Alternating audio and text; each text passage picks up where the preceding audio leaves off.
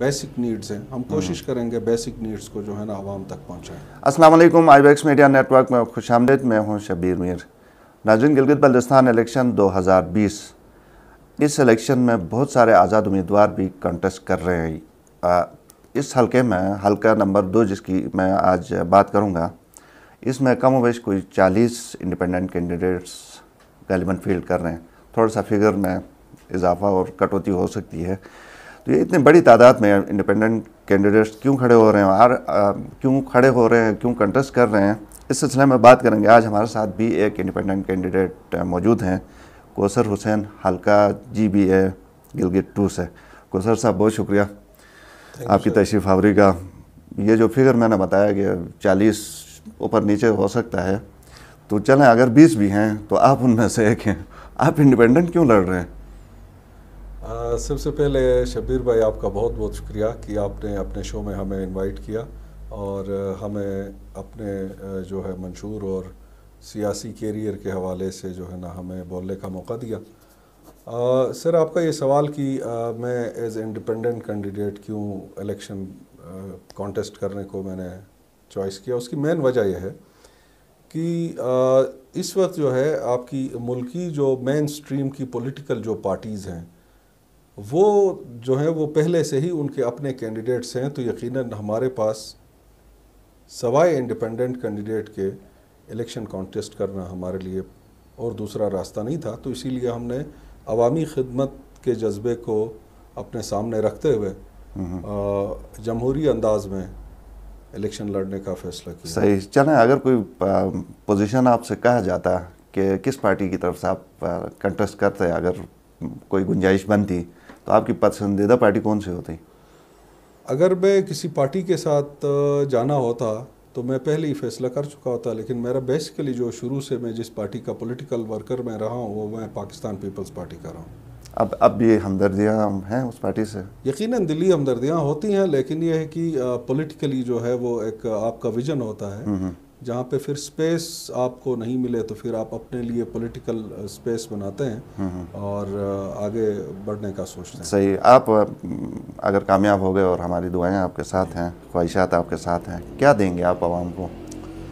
عوام کو سب سے پہلے ہم علاقے کے اندر امن و امان اور بین المسالکی مذہبی ہم آہنگی کا فروغ، تعلیم، صحت، یوتھ کے لیے counselling, youth career counselling, youth development, merit, اور عوام کی خدمت اور عوام کی وہ ضروریات جو اب تک پوری نہیں ہوئی اور وہ بیسک نیڈز ہیں، ہم کوشش کریں گے بیسک نیڈز کو جو ہے نا عوام تک پہنچائیں۔ صحیح۔ یہ الیکشن آپ سمجھتے ہیں کہ فری فیئر ہوں گے؟ کل کے میں نے کسی انٹرویو میں کہا تھا کہ امید ہے کہ فری اینڈ فیئر ہوں گے، لیکن آج کی جو صورتحال سامنے آ رہی ہے، مجھے نہیں لگ رہا کہ اپنا یہ الیکشن کے لیے جو کوڈ آف کنڈکٹ جو بنا ہے، میرا خیال ہے کہ اس وقت کوڈ آف کنڈکٹ کی دھجیاں اڑنی شروع ہو گئی ہیں۔ سو اگر اس طرح ہی یہ سلسلہ چلا تو آگے مسائل پیدا ہو سکتے ہیں۔ صحیح۔ اپوزیشن پارٹیز جتنی ہیں، ان کو یہ تشویش ہے کہ گھنٹاپور صاحب چونکہ فیڈرل منسٹر ہیں، ان کو نہیں آنا چاہیے۔ جو کوڈ آف کنڈکٹ کی آپ بات کر رہے ہیں، جس کے روح سے سٹنگ جو بھی ہیں انفلوئنشل، اس میں منسٹرز ہیں، پرائم منسٹر ہیں، گورنر ہیں، پریزیڈنٹ ہیں، ان کا آنا ممنوع ہے۔ تو گنڈاپور صاحب آئیں اور بہت سارے اور آنے والے ہیں، تو اس تشویش میں آپ بھی شامل ہیں۔ کوئی مشترکہ لائحہ عمل کی طرف تو نہیں جا رہے ہیں جو کینڈیڈیٹس ہیں؟ یقیناً ابھی ہم گئے نہیں ہیں، ابھی ہم سوچیں گے، کیونکہ ابھی 2 دن ہوئے ہیں کہ یہ کوڈ آف کنڈکٹ کی جو ہے نا وہ خلاف ورزی ہو رہی ہے۔ تو یقیناً ہم انڈیپینڈنٹ کینڈیڈیٹس بھی، اپوزیشن کے کینڈیڈیٹس بھی، یقیناً اس کے اوپر جو سینئر جو پولیٹیشنز اس وقت پہلے سے میدان میں ہیں، یہ ان کی زیادہ ذمہ داری بنتی ہے کہ ہم سب کو، بے شک ہم کانٹیسٹ الگ الگ اپنے حلقوں سے کر رہے ہیں اور مختلف پارٹیوں سے ہم اپنا الیکشن کانٹیسٹ کر رہے ہیں، لیکن موسٹ سینئر جو اس سے پہلے جو اقتدار میں رہیں، ان کی ذمہ داری بنتی ہے کہ اس کے اوپر ہمیں بھی اپنے ساتھ ملائیں اور اس کو ساتھ آگے، تاکہ خوشگوار ماحول میں جو ہے نا یہ الیکشن اینڈ تک جائیں۔ صحیح۔ ابھی آپ نے جو کیمپینس آپ کر رہے ہیں، آپ کو کیسا جواب مل رہا ہے؟ حوصلہ افزا ہے کہ نہیں؟ آپ تھوڑا سا مایوس ہیں یا کیا ہے؟ نہیں الحمدللہ میں مایوس نہیں ہوں. میں اس لیے مایوس نہیں ہوں کہ میں انیشلی میرا فرسٹ سٹیپ ہے اور ابھی پولیٹیکل فیلڈ کے اندر پہلے میں تو ایز اے ورکر رہا, پھر اس کے بعد میں اپنے ان بزنس اور دیگر اپنے سماجی سروسز آنریری سروسز میں رہا, اور ابھی تو میری کمپین کے جو ہے نا آج 35 دن ہو رہے ہیں, اور الحمدللہ ان 35 دنوں کی جو میری کمپین ہے یہ بہت ہی زیادہ حوصلہ افزا ہے. اچھا جی, تو اس کمپین جس طرح آپ اس کو لے کے جا رہے ہیں, کیا کوئی پاسبلٹی ہے کہ کسی کے ساتھ آگے جا کے کسی ڈیل کے حوالے سے, کیونکہ انڈیپینڈنٹ کے حوالے سے اکثر لوگ یہ سمجھتے ہیں بلکہ خواہش رکھتے ہیں کہ کوئی ڈیل ان کے ساتھ ہو, آپ کا کیا سٹانس ہے؟ دیکھیے میں کسی ڈیل کی سوچ کے نہیں آیا ہوں اور میں کسی کا لگایا ہوا پودا نہیں ہوں. اچھا, میری اپنی ایک سوچ ہے, اپنا ایک منشور ہے, یقیناً اس کے پیچھے ایک برین ہے, میرے ریلیٹیوز ہیں, میرے دوست ہیں, احباب ہیں, معاشرے کے اچھے افراد جن کے ساتھ میں نے بیٹھ کے یہ فیصلہ کیا کہ میں الیکشن کانٹیسٹ کروں گا, اور یہ سیاست ہے. پھر سیاست میں آپ مجھ سے زیادہ ایز اے سینئر جو ہے نا صحافی آپ اس کو بہت بہتر سمجھتے ہیں, لیکن کسی بھی ٹائم کے اوپر آپ اپنے سیاسی دروازے کسی کے لیے بند نہیں کر سکتے ہیں, اور اس کی سچویشنز کے اوپر جا کے آپ اپنی پالیسیز جو ہے نا ٹائم ٹو ٹائم وہ اس کو ڈیولپ کرتے ہیں, اس کو چینج کرتے ہیں. صحیح. اس حلقے میں جس سے آپ لڑ رہے ہیں, حلقہ 2, اس کی ڈائنامکس بھی کچھ زیادہ کمپلیکیٹڈ ہیں. ماضی میں اگر ہم دیکھیں تو دیدار صاحب نے سیکٹیرین, چونکہ یہاں پہ بیلنس امبیلنس بھی چلا آ رہا ہے, تو جو سیکٹیرین کوئی گیپ سے انہوں نے بڑے خوبصورتی سے جس کو کہتے ہیں کہ فائدہ اٹھایا تھا. جی, کوئی آپ کا اس طرح کوئی سوچ ہے آپ رکھتے ہیں؟ دیکھیں جی, میں سیاست کہ اس کے 6 کھڑے ہوئے ہیں تو ہم ادھر کیلکولیٹ کریں کہ جی اگر ہم 1 ہیں, ہم 2 ہیں تو ہمارے زیادہ فائدہ ہے. وہ جو کیلکولیشن ابھی تک تو ہوتی وہ پوزیشن جو ہے ابھی تک وہ سامنے نہیں آ رہی ہے, کیونکہ سارے انڈیپینڈنٹ کینڈیڈیٹس ابھی 15 دن جو ہے نا پول ڈے تک ہمارے پاس 2 ویکس صرف رہ گئے ہیں پیچھے, تو ابھی تک کوئی ایز سچ ہماری طرف سے کوئی کینڈیڈیٹ جو ہے نا وہ ابھی اس نے کوئی ڈیسیجن لیا نہیں ہے. اور میرے حوالے سے اگر آپ کہیں تو بات یہ ہے کہ یہ پہلے بھی میں نے کہا کہ یہ سیاسی میدان ہے, اور سیاست کے اندر اپنی جیت کے لیے اس عہدے تک پہنچنے کے لیے میں ہر اس ناجائز نہیں, ہر اس جائز پالیسی کو اپناؤں گا جس سے میں ایوان اقتدار تک پہنچوں, لیکن انشاءاللہ ناجائز میں کوئی ایسی حرکت نہیں کروں گا جو اخلاق سے گری ہوئی ہو, اور انشاءاللہ ہماری کوشش ہوگی کہ ایک اس سیاسی عمل کو, سیاسی میدان کو سیاسی انداز میں سجائیں گے. صحیح. اس سوال کو میں تھوڑے سے دوسرے الفاظ میں بھی اگر آپ سے پوچھوں, کیا آپ کو مسجد کی طرف سے سپورٹ ملنے کے امکانات ہیں؟ نہیں, دیکھیں اس کے حوالے سے پہلے ہی آپ کو پتہ ہے کہ آغا صاحب پہلے ہی کہہ چکے ہیں, تو ابھی ہماری انٹرنل جو ہے وہ جو کینڈیڈیٹس ہیں ہم آپس میں ہیں, ہو سکتا ہے کہ ہماری کوئی بات بنے, ہو سکتا ہے نہیں بنے. یہ بہت سارے, جیسے ابھی نون کے لیے بہت سارے کینڈیڈیٹس جوائن کر رہے ہیں, اچھا اس کے علاوہ پیپلز پارٹی کے لیے آزاد امیدوار سپورٹ کر رہے ہیں, اسی طرح کوئی اور آزاد امیدوار ہمیں بھی سپورٹ کر سکتا ہے, یہ کوئی انہونی بات نہیں ہوگی. آزاد امیدوار گلگت بلتستان میں بشمول گنڈاپور صاحب کے یعنی وفاقی وزراء کے, دوسری جو مین اسٹریم پارٹیز کے بڑے لیڈرز بھی آئے ہوئے ہیں, بلاول بھٹو ہیں, قاہرہ صاحب ہیں, اور اب سنا ہے مریم نواز بھی آ رہی ہیں, تو ان کو آپ کیسے دیکھتے ہیں, ان کی آمد کو ان دنوں میں؟ دیکھیں جی, کوڈ آف کنڈکٹ کی جو خلاف ورزی کر رہا ہے اس کے خلاف کارروائی ہونی چاہیے, اور اس کو روکنے کی کوشش ہونی چاہیے, اسے روکا جائے. لیکن مین سٹریم کی پولیٹیکل جو لیڈرشپ آتی ہے, جیسے آپ نے بلاول صاحب کا نام لیا, مریم نواز صاحبہ اور دیگر جو آئیں گے, وہ تو کسی وفاقی حکومت کے کسی اس پہ عہدے پہ فائز نہیں ہیں, سو وہ اپنی پارٹی کو پروموٹ تو کر سکتے ہیں, وہ کمپین کر سکتے ہیں. اس کا مطلب یہ نہیں ہے کہ ہم آزاد لڑ رہے ہیں تو کسی پارٹی قیادت کو ہم کہیں کہ جی آپ نہ آئیں, یہ مناسب نہیں ہوگا. لیکن جو کوڈ آف کنڈکٹ ہے اس کوڈ آف کنڈکٹ کو فالو کیا جائے. صحیح. حفیظ الرحمان صاحب نے, پاکستان مسلم لیگ نون کے جو صدر ہیں, انہوں نے کہا کہ ہم شاید اس حد تک جائیں کہ گورنر ہاؤس کا گھیراؤ بھی کریں گے, کیونکہ کوڈ آف کنڈکٹ پہ عمل درآمد نہیں ہو رہا اور چیف الیکشن کمشنر بے بس ہیں. آپ کیا سمجھتے ہیں اس کو؟ میرے خیال میں پولیٹکس کو وائلنس کی طرف نہیں لے کے جانا چاہیے.